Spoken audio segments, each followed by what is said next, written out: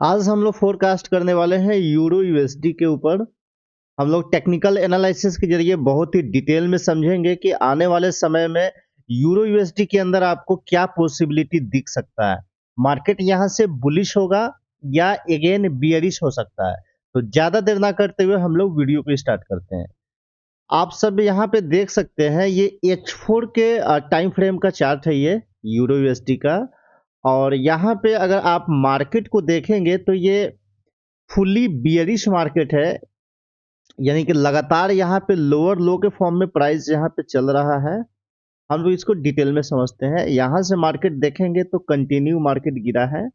हर एक हाई के पॉइंट को हम लोग मार्क कर देते हैं और उसके बाद हम लोग देखेंगे कि ये बियरिश की तरफ इस तरह से लोअर लो के फॉर्म में मार्केट चल रहा है। ओके, अब नेक्स्ट पॉसिबिलिटी क्या हो सकता है इसको हम लोग डिटेल में समझने वाले हैं। तो सबसे पहले तो आपको ये समझना जरूरी है कि मार्केट तो बियरिश है, सेलिंग अपॉर्चुनिटी है, सेलिंग में मार्केट काफी स्ट्रॉन्ग देखने को मिल रहा है। लेकिन मार्केट क्या अगेन सेलिंग होगा या यहाँ से बुलिश का कोई अपॉर्चुनिटी हमें मिल सकता है। इसको समझने के लिए हम लोग चार्ट के ऊपर एक इंडिकेटर लगा लेंगे जिसको हम लोग बोलते हैं MACD। तो यहाँ पे देख रहे होंगे ये MACD इंडिकेटर है नीचे में। और MACD का डाइवर्जेंस बहुत ही स्ट्रॉन्ग होता है। बुलिश डाइवर्जेंस या बियरिश डाइवर्जेंस बहुत ही स्ट्रॉन्ग होता है। इसको लगाने के लिए क्या करेंगे, आप इंडिकेटर पे जाएंगे, यहाँ पे लिखेंगे MACD। MACD तो सबसे फर्स्ट में आएगा ये मूविंग एवरेज कन्वर्जेंस डाइवर्जेंस। तो ये डाइवर्जेंस वाला ये वाला इंडिकेटर को आपको चार्ट पे लगा लेना है। तो यहाँ पे ऑलरेडी पहले से हमने लगाया हुआ है तो उसको अभी हम नहीं लगाएंगे।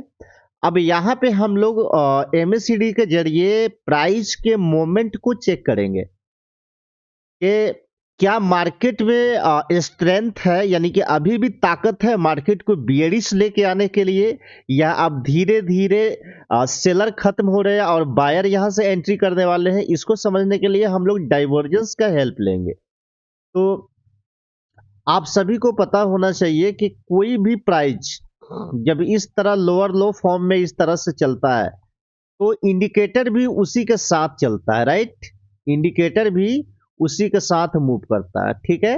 लेकिन जब डाइवर्जेंस बनेगा तो क्या करेगा, इंडिकेटर प्राइस के अगेन चलना स्टार्ट कर देगा। और MACD का डाइवर्जेंस बहुत ही पावरफुल होता है, बहुत ही अच्छा होता है। RSI के अकॉर्डिंग RSI से बहुत लाख गुना ज्यादा अच्छा MACD का इंडिकेटर है। ओके, तो अब यहाँ पे देखेंगे कि हम लोग प्राइस के मोमेंट को चेक करने के लिए क्या करना होगा। सबसे यहाँ पे देखेंगे ये वाले प्राइस को लो को चेक करेंगे तो इसके प्राइस को अगर आप देखेंगे इंडिकेटर का तो ये वाला पॉइंट है, राइट। ये वाला इसका लो का पॉइंट है। लेकिन यहाँ से देखें ये प्राइस क्या कर रहा है, लोअर लो की तरफ चल रहा है। और यहाँ पे इसको देखेंगे तो ये ऊपर की साइड है, राइट। और इंडिकेटर को यहाँ पे देखें तो ये यहाँ से फिर से मैं आपको क्लियर कर देता हूं। इस एरिया से ये ऊपर साइड है और इस एरिया से ये लोअर साइड है। इसका मतलब ये बुलिश डाइवर्जेंस बनने की कोशिश कर रहा है, अभी बना नहीं है। यानी कि आप ट्रेड एंट्री अगर अभी बाइंग करोगे तो आपके लिए प्रॉब्लम होगा। ये सिर्फ फोरकास्ट किया जा रहा है कि नेक्स्ट पॉसिबिलिटी क्या हो सकता है। हम लोग मार्केट के स्ट्रेंथ को पकड़ने की कोशिश कर रहे हैं अभी। ऐसा नहीं है कि डाइवर्जेंस बन गया तो अब यहां से बाइंग कर लो, बाय होना स्टार्ट कर लेगा, नहीं।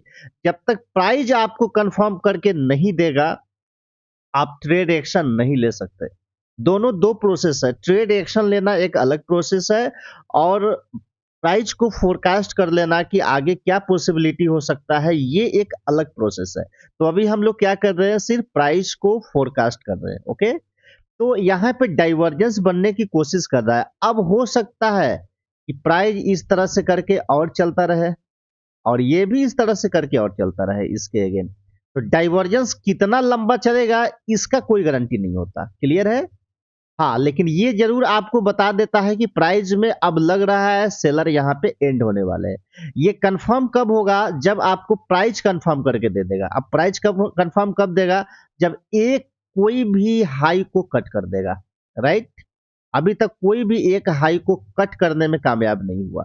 ऐसा नहीं हुआ कि इसको कट करके और ऐसे गिर गया, ऐसा प्राइस कभी नहीं हुआ है, राइट? हाँ, तो इसी तरह आप क्या करेंगे, प्राइस को कंफर्म होने के लिए एक हाई के लेवल को मार्क कर देंगे और एक लो के लेवल को मार्क कर देंगे, ओके? अब यहाँ पे आपको ध्यान में क्या रखना है, किसी भी कंडीशन में ये हाई आपका कट नहीं होना चाहिए, ऐसे ये कट नहीं होना चाहिए। ये एक हाई अगर कट हो गया तो फिर नीचे नहीं बनेगा, उसके बाद समझ लो आपका डाइवर्जेंस काम कर गया, राइट?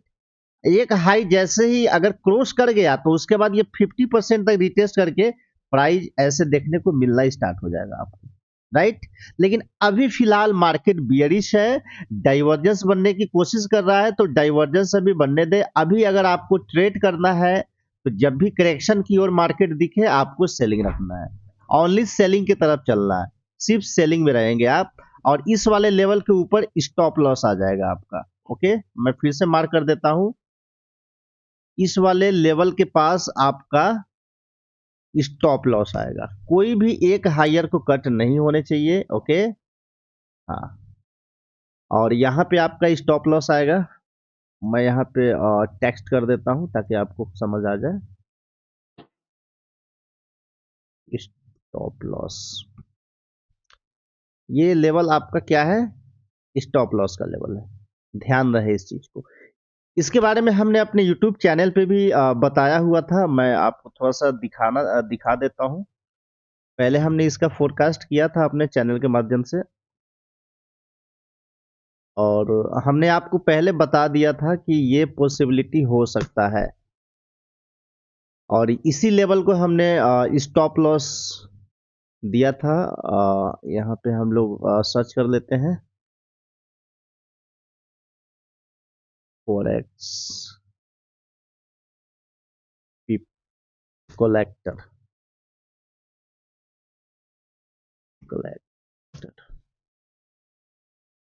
ये चैनल है, इसको ओपन कर देते हैं हम लोग।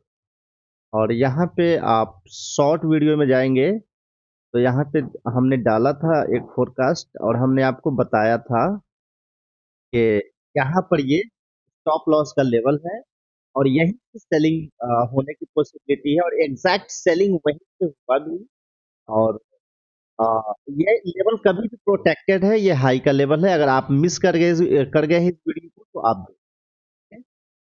आई होप आप सभी को समझ आ चुका होगा कि आपको यूएसडी के अंदर कैसे ट्रेड करना है। अभी फिलहाल मार्केट बियरिश है तो सिर्फ सेलिंग में रहे, और जैसे ही एक लेवल यहाँ पे ब्रेक हो ऊपर साइड में, फिर आप समझ जाए कि डाइवर्जेंस आपका काम कर गया, आप पुलिस की तरफ जा चुके हैं, ओके? तो अगर आप चाहते हैं ऐसे ही लेटेस्ट अपडेटेड वीडियोस आपको मिलता रहे, तो आप हमारे इस चैनल को अभी सब्सक्राइब कर लीजिए, बेल आइकन को क्लिक कर लीजिए, इससे आपको बहुत हेल्प मिलेगा। फाइनली